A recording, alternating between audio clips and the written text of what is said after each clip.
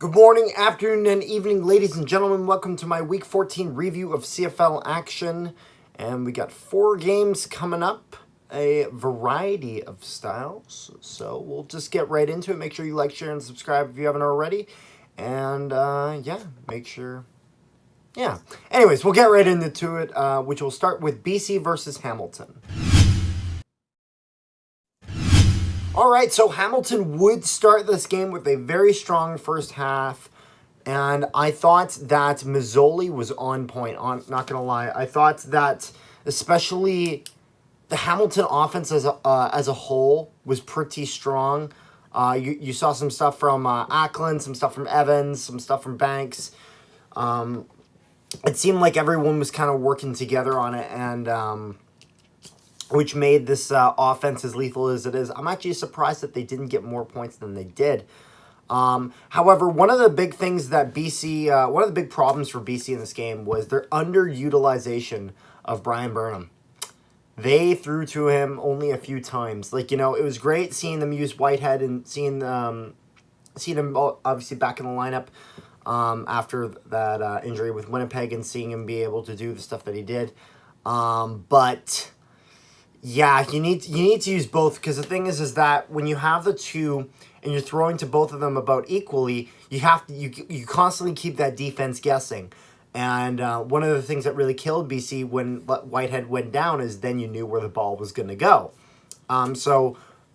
They were just too predictable in this game. BC was, and I think the Hamilton defense definitely adjusted to it, and it really was a strong showing from the Hamilton defense, all things considered. BC eventually really would start to kind of turn it up, but it would be too little too late at that point. Hamilton would win this game 26-18, and that'll bring us into our next game, which is Saskatchewan versus Edmonton. All right, so early on, Edmonton would get a pick from Saskatchewan. Cornelius is in. Interesting. I thought they'd start Arbuckle. I guess he hasn't gotten used to the playbook yet. That's my assumption.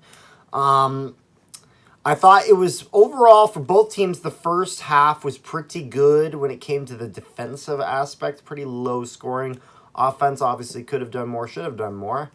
I noticed that Saskatchewan played this game pretty simple. Pretty conservative. They didn't want to do any outlandish plays where they really could put some of their guys at risk. They played it pretty simple. Which is not really surprising. They just kind of want to cruise along and get into playoffs and then obviously turn it up for playoffs. I thought that Edmonton had a great fourth quarter, but very much similar to BC.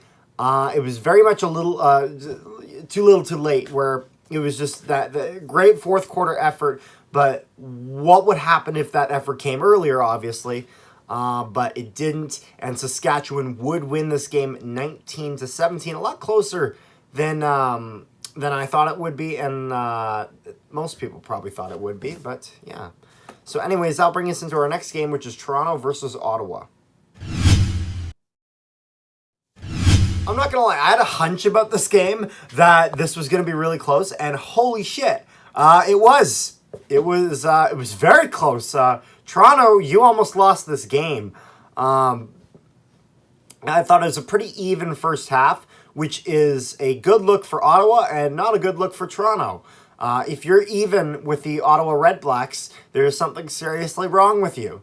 And to start the second half, Ottawa would get a touchdown off the kickoff return. Really strong start in that third quarter for the Ottawa Redblacks. And then it would just... The Argos would just kind of squeeze in and just squeeze past just barely in that fourth quarter to win this game 23-20. I don't think this is a good game for Toronto. This really showed Toronto playing down to another team's level, and I think Toronto seriously needs to kind of give themselves a kick in the ass moving forward if they want to have some stronger games against some stronger opponents. And that'll bring us into our last game, which is Montreal versus Winnipeg. All right, so an even first half with the Bombers. I was not very pleased with the Bombers' first half. Not because I thought they played overly bad, it was just kind of just a few blunders, like giving it up on like your own 10-yard line, and then Montreal immediately getting the touchdown, just rectifying all that hard work you put into that drive. I thought that Trevor Harris had a pretty good game, all things considered. I think that he did as much as he possibly could with everything he had, and I thought the Bombers had yet again another huge fourth quarter. Claros had a good game overall. And yeah, Bombers would win this 31-21. Obviously, you had Oliveira and Augustine in the lineup at running back as Andrew Harris is still out. I was pretty pleased with both of them. Dembski played well. You know, it was just is an average game. It made the Bombers look human, though. That was one thing that was really interesting. And I think you'll be curious to see what my opinions are on the next week where Winnipeg will play Montreal once again. So make sure you like, share, and subscribe if you haven't already. Thank you so much for watching. Make sure you check out my Week 15 preview, just coming out soon. And I'll catch you guys in the next one.